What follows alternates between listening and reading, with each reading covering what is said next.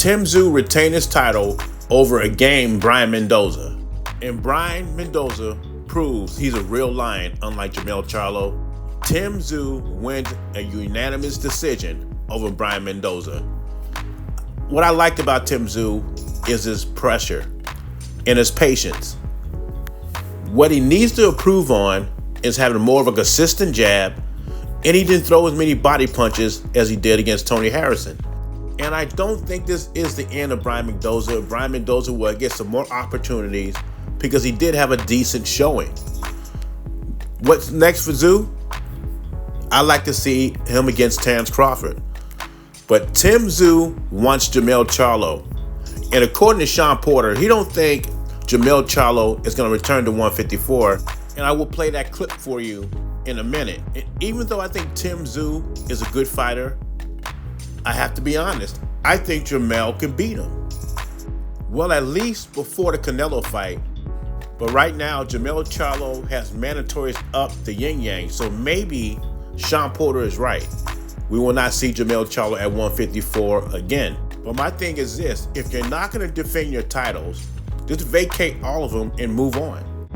You talked about that, you don't think Charlo's going to go back to 154. I guess, where do you think Charlo goes next, if not 154? I told the No Limit guys, I think a fight ago, that they wouldn't be seeing Jermell Charlo in the ring. They'll never see Jermell Charlo in the ring. As bad as Jermell performed in his last fight, doesn't look like he has any intentions on fighting again. But at the same time, when you fight that bad, you kind of have to come back to erase everybody's memory, So it's really tough to say what Jermell's going to do moving forward. 154 ain't going to be it. I will say that. I think that's a realistic possibility for Crawford. And do you think he could actually get the win against Canelo? If Terence wants to do it, he will do it. And if Terence wants to do it, he knows he can do it. I would actually be betting on Terence Crawford to win that fight. After listening to Sean Porter, I believe if Canelo Alvarez happens to fight Terence Crawford, if he happens to beat Terence Crawford, he should get full credit. And this is the reason why. I hear a lot of people, boxers, former boxing experts, think Terence Crawford has the ability to beat Canelo Alvarez. So if Canelo Alvarez gets in the ring with him and defeats him, there should be no excuses. First of all, Terence Crawford wants to move up there. Second, the same people that want this fight, excluding me because I never called for this fight, but a lot of other people are calling for this fight are the same people that say Canelo picks on smaller guys. I mean, you even heard Sean Porter say that if Terence Crawford gets in the ring with Canelo Alvarez, he's going to take Terence Crawford to beat him. And Sean Porter is an ex-fighter, respected ex-fighter, and a respected broadcaster. He's not no Twitter super fan that's saying this stuff. This is Sean Porter. And you also heard Eddie Reynoso. He believes Terence Crawford could fight at 168.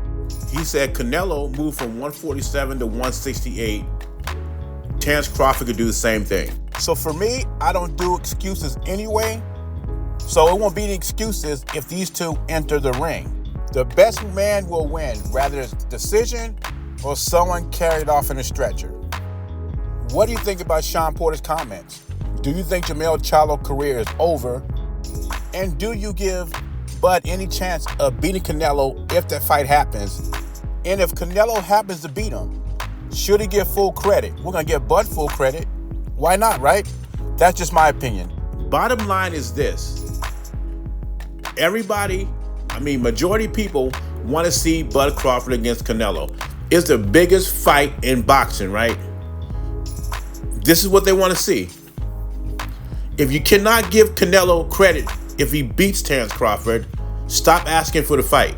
It's the fight y'all want to see, but if Canelo wins, you're going to criticize him. Stop asking for it. Leave your thoughts in comments below. Jay Beasy, I'm gone.